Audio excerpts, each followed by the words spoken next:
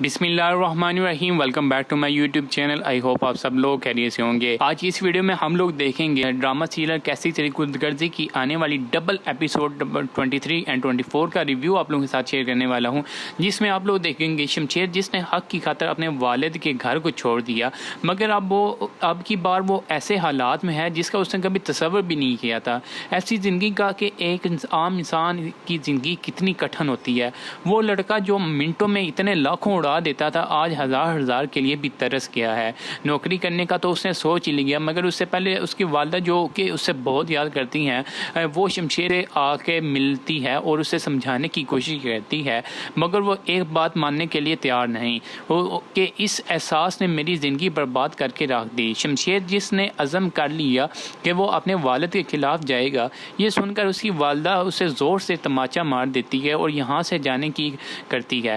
حالانکہ دارا نے بھی شمشیر کو سمجھایا، میں تمہیں آخری بار سمجھا رہا ہوں، بابا صاحب کے راستے میں تم مت آؤ، تو شمشیر اسے دو ٹوک جواب دیتا ہے کہ میں وہی کروں گا جو مجھے ٹھیک لگے گا۔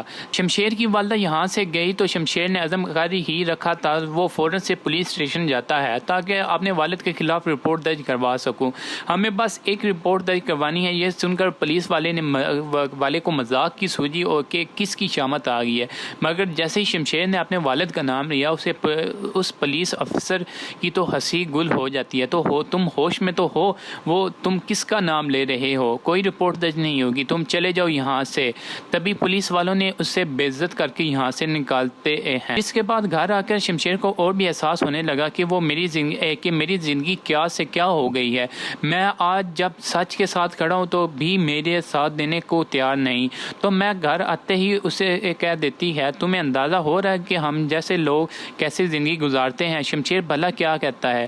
اسے تو خود ان حالات کا اب معلوم ہوا کہ اب وہ سب کچھ سمجھ بھی رہا ہے کہ مہک اور اس کے گھر والے سچ اور حق کی خاطر کیوں نہیں لڑ پا رہے۔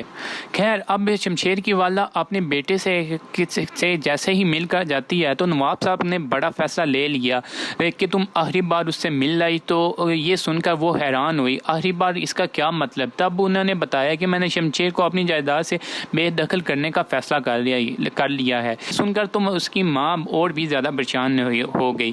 بظاہر بیٹے کے پاس جا کر غصہ تو دکھا آئی، مگر اس کے حالات سے بھی واقف ہیں کہ وہ وہاں کن حالات میں رہ رہا ہے۔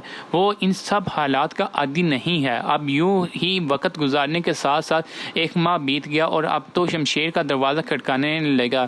میں کو علم نہ تھا کہ شمشیر کے ساتھ کیا ہوا ہے۔ وہ تو اس کے اچانک نیوز پیپر سے معلوم ہوا کہ شمشیر کے والد نے اپنے بیٹے کو جائیداد سے نکال دیا ہے۔ یہ پڑھ کر تو وہ اور بھی پریشان ہو گئی کہ اب شمشیر کیسے گزارا کرے گا، کیسے گھر کا خرچہ مینیج کرے گا۔ مگر ایسے حالات میں شمشیر نے بھی ہار نہ مانی اور نہ اپنے والد کے آگے گھٹنے ٹیکے، بلکہ وہ نوکری کی تلاش میں چل نکلا، اور تبھی بھی اس کا ماضی اس کا پیچھا نہیں چھوڑتا۔ وہ جب انٹرویو کے لیے گیا تو باس نے اسے صاف سنا دی کہ تم ایک عیاش سر پھر اور ایک رئیس باپ کی بکری ہوئی اولاد ہو، کوئی نوکری نہیں تمہارے لیے، دفعہ ہو جائے یہاں سے۔ یہ سب شمشیر برداشت نہیں کرتا، بلکہ ٹیبل پر پڑے پانی کا گلاس اس کے منہ پہ دے مارتا ہے، اور ان حالات کی وجہ سے شمشیر اب بہت پریشان ہونے لگا۔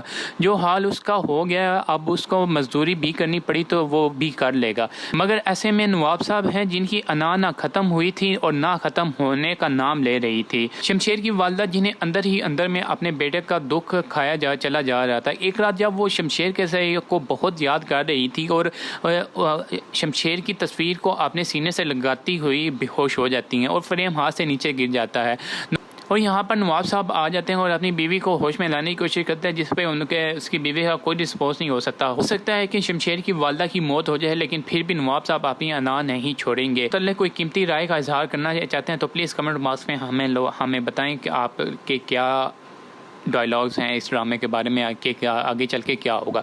اگر ڈرامے کا ریویو پسند آیا تو پلیز چینل کو کریں سبسکرائب، ویڈیو کو کریں لائک۔ تھینک یو، اللہ حافظ۔